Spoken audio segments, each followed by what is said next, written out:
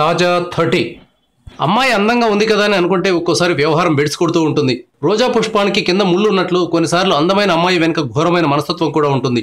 అమ్మాయిని చూడగానే ఈ విషయాన్ని అర్థం చేసుకోవడం కష్టంతో కూడుకున్న పని. అనుభవంతో, కామన్ సెన్స్తో అందమైన అమ్మాయికి అందమైన మనసుందో లేదో తెలుసుకోవాలి. లేకపోతే ఇప్పుడు మనం మాట్లాడుకోబోయే పెళ్లి కొడుకులా ఉంటుంది. గుజరాత్లోని అమర్వాడిలో రాజపుత్ అనే వ్యక్తి నివాసం ఉంటున్నాడు. ఇతని మేనమామ ఒక మ్యారేజ్ బ్యూరో ద్వారా రాజపుత్కు సంబంధాలు చూశాడు. వీరికి మహారాష్ట్రకు చెందిన 22 ఏళ్ల యోగిత అనే అమ్మాయిని మ్యారేజ్ బ్యూరో వారు చూపించారు. అమ్మాయి అందంగా ఉండడంతో రాజపుత్ ఆమెను పెళ్లి చేసుకున్నాడు. యోగితకు తల్లిదండ్రులు లేరని, ఒక అన్నయ్య ఉన్నాడని పెళ్లి సమయంలో చెప్పారు. అమ్మాయి అందంగా ఉండడంతో రాజపుత్ ఇతరత్ర విషయాలేమీ పట్టించుకోలేదు. పెళ్లైన వెంటనే పెళ్లి కూతురు యోగిత ఆమె అన్నయ్య ప్రవర్తన తేడాగా ఉందని రాజపుత్ మేనమామకు అనుమానం వచ్చింది. 10 రోజులు గడిచిన తర్వాత యోగిత ఆమె అన్నయ్య ఇద్దరూ కలిసి రాజపుత్ ఇంట్లోని బంగారు నగలను తీసుకుని పారిపోయారు. రాజపుత్ మేనమామ వెంటనే అలర్ట్ అయి పోలీసులకు సమాచారం ఇచ్చారు.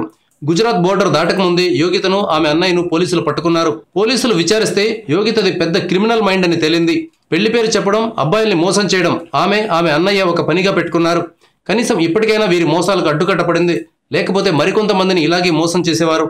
పెళ్లి సంబంధం చూసే ముందు అటు 7 తరాలు ఇటు 7 తరాలు చూడాలంటారు. అది ఈ రోజుల్లో సాధ్యమయ్యే పని కాదు. కానీ కొంతవరకైనా సమాచారాన్ని సేకరించుకుని పెళ్లి విషయంలో అడుగు వేయడం మంచిది.